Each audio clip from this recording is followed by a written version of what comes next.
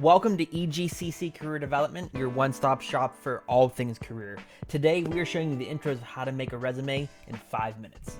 Let's go. When it comes to margins, you want your resume to be between 0.5 and 1 inch around on all 4 sides. You want that page to look filled with content so it looks like you're experienced. Like margin size, you want your font size to accommodate your 1 or 2 page resume so that it fills the entire page with a font that's big enough to read. 10.5 to 12 point font is generally where you want your document to be. When it comes to font and overall creativity on a resume, the general rule of thumb, the more boring the resume, the better. Go with a sans serif font or a font that avoids calligraphy-like lettering. Fonts like Garamond, Abadi, Georgia, Canberra, Arial, Times New Roman, and Calibri are all fantastic fonts for a resume. Remember, before it ever gets into a recruiter's hand, your resume goes through a computer software that reads your resume first. Avoid pictures, charts, and odd fonts that can make it difficult for the computer to read. A question we commonly get in the career office is, how do you make sure all your dates are aligned? People will spend hours using tabs and spaces, moving everything from left to right, trying to get all the times perfectly aligned. Here's the trick. That L symbolizes the left tab of the tab function. What we want to do is we want to click that button twice, make sure it's a right angle to the right side for a right tab. From there, what we're going to do is we are going to highlight all the tabs that we need to align. We're going to set up a tab so all of them move automatically to the right. Once we've had an opportunity to highlight them all, we're simply going to click on the ruler at the top of the document. And by creating that tab, it now says when I hit the tab function, instead of going 3 or 4 spaces like it normally does, it'll all go to the same place.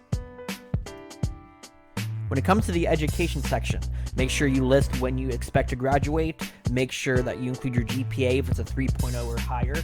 Include the most recent education at the top. Go in reverse chronological order, and don't feel the need to include your high school education.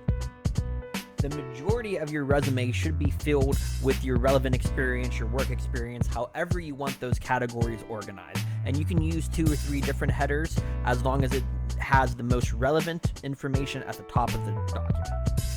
Here you can use your bold, italicized, all caps. You can change that up aesthetically to whatever is a preference for you. Within each section, you want your most recent work experience to be at the top of the section. So within the relevant experience listed here in this document, they have when they were listed, it's their only related experience to the position that they're applying for. But when we look at the other work experience, they note that they're currently in that role, so they use the term present. Within each bullet, you want to use a format of starting with an action verb. Past tense if it is a position that you used to be in, and current text, no ing if it is a current position. The formula you want to use is start with your action verb, then talk about what the responsibility was, and then what the outcome of doing that responsibility was well. Note specific softwares, note tangible numbers. Notice here in the second bullet example, they created graphics for a successful grant program of $100,000. Again, what did they create? A successful grant program. What was the outcome of creating that program? $100,000 in funds.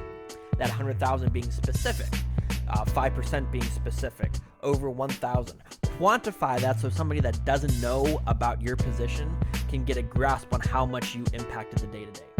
If you are struggling to craft the initial bullets for your document, use the website onetonline.org. From there, you can do searches on job descriptions for positions that you may be interested in. At the top, there's a reported job title section. You can use that for the title to describe your position if you never received a formal title. But at the top of the document, there's a bunch of lists of tasks that people in those types of positions traditionally have. And you can use that as the baseline for creating your bullets. Use the baseline in the ONET description and then quantify it by saying how many people you worked with, how big your clientele base, how much money you oversaw in the register. A couple optional sections you could include is a professional highlights summary, not an objective statement, but 2 to 3 bullets describing your background. A key skill section in 1 or 2 columns using 4 to 8 symmetrical bullets to describe some of the key hard skills that you have or software competencies you have.